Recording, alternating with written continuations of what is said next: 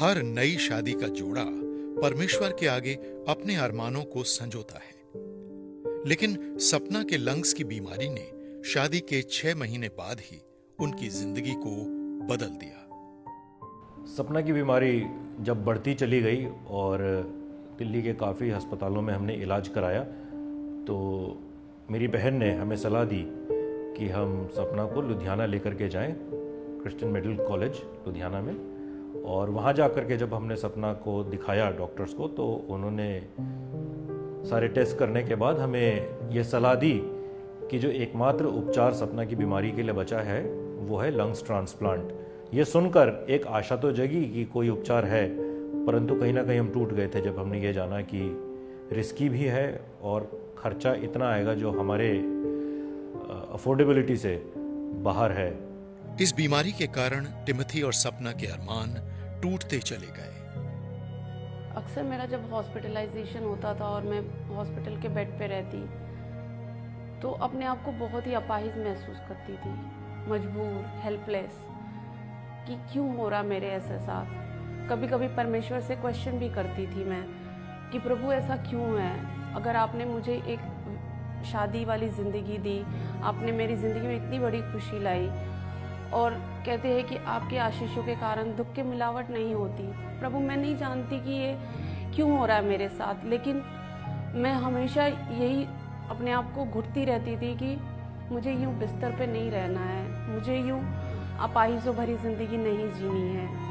अगर आप प्रभु वाकई सामर्थी हैं, आपने बहुतों को ज़िंदगी दी है, तो मुझे भी इस बीमारी के बिस्तर से उठाओ।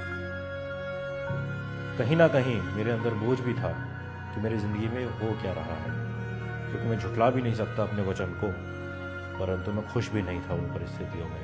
परंतु कहीं ना कहीं लोगों के सामने मुस्कुराता था, पर अंदर ही अंदर मैं टूटा चला जा रहा था। इसी दौरान 2019 में टिमोथी की नजर लंग्स ट्रांसप्लांट को लेकर एम्स से निकले एक आर्टिकल पर पड़ी, जिसे पढ़कर सपना के लिए एक उम्मीद जागी। बड़ी मुश्किलों के बाद सपना को एम्स में एडमिशन मिला, और जो एडमिशन की प्रतिक्रिया थी वो चलती रही।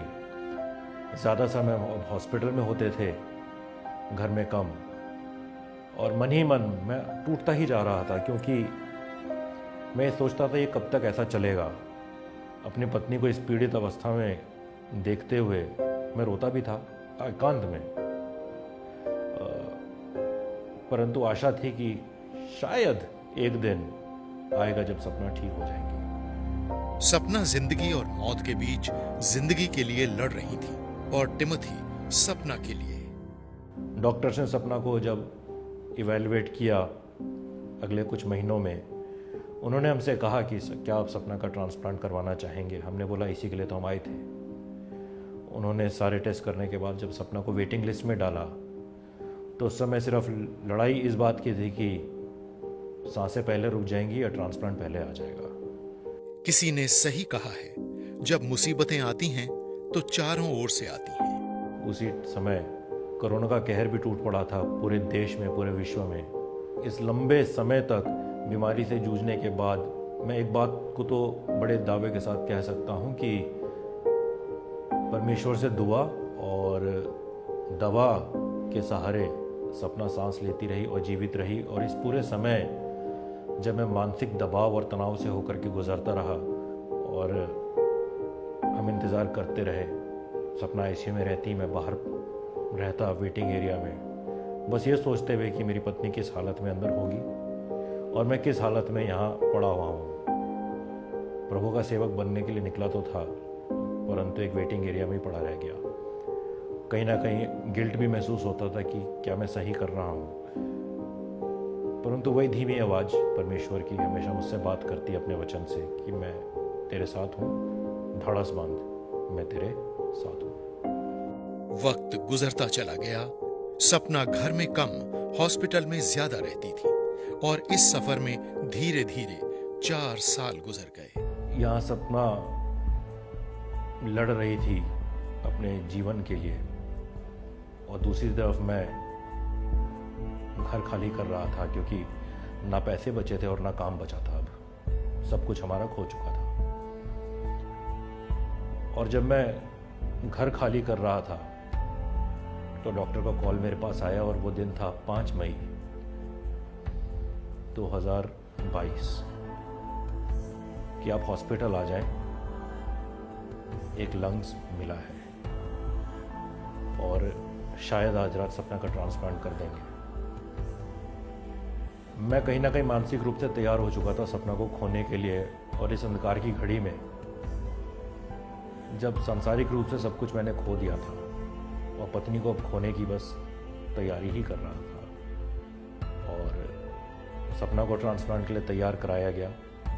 हमने आपस में प्रार्थनाएं करी, ये जानते हुए कि हो सकता है अभी हमारी आखिरी मुलाकात हो जीते जी।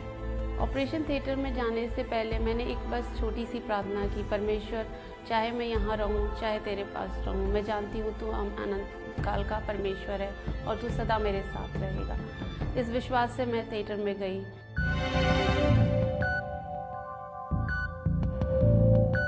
और 13.5 घंटे की सर्जरी के बाद डॉक्टर्स ने कहा कि सर्जरी सक्सेसफुल हुई है, सपना का ट्रांसप्लांट हो गया है। और इस पूरे दौरान हमने प्रभु यीशु मसीह के साथ को अपने जीवन में महसूस किया और ये जाना कि वो हमारे साथ हैं। और 3 दिन बाद जब मेरी आंखें खुली तो मैंने मन में परमेश्वर का धन्यवाद दिया इस नए जीवन के लिए। फिर मेरे डॉक्टर ने मुझसे कहा कि सपना आपका ट्रांसप्लांट सक्सेस हुआ है और आप बिल्कुल सेफ हैं। उस वक्त मेरे मन में जो खुशी आई और परमेश्वर को मैंने धन्यवाद दिया कि परमेश्वर तेरा धन्यवाद हो कि तूने मुझे एक नई जिंदगी दी, स्वयं में मुझे एक नई जिंदगी दी। अब टिमोथी तनाव भरी जिंदगी से बाहर निकल चुके थे और 3 महीने के बाद सपना को भी डिस्चार्ज करके घर भेज दिया गया। सपना का ऑपरेशन एम्स के मेडिकल इतिहास में पहला सक्सेसफुल लंग्स ट्रांसप्लांट बना और सपना की तेज़ रिकवरी इस बात का प्रमाण है कि प्रभु यीशु मसीह ने हमारी सहायता करी और आज सपना और मैं सामान्य ज़िंदगी जी रहे हैं। ऐसा नहीं है कि समस्याएं नहीं हैं, परंतु जिस हालत में सपना पहले थी आज उस हालत में नहीं है। और आज मैं बहुत खुश हूँ क्योंकि मैं अपने पति के साथ हूँ और उनके साथ उनकी सेविकाएं में भी साथ देती हूँ। और मुझे सबसे बड़ी खुशी इस बात की है कि मैं परमेश्वर के भवन में जा सकती हूँ और उनके लोगों के साथ संगति कर सकती हूँ। और इस बात के लिए मैं परमेश्वर का बहुत बड़ा धन्यवाद करती हूँ।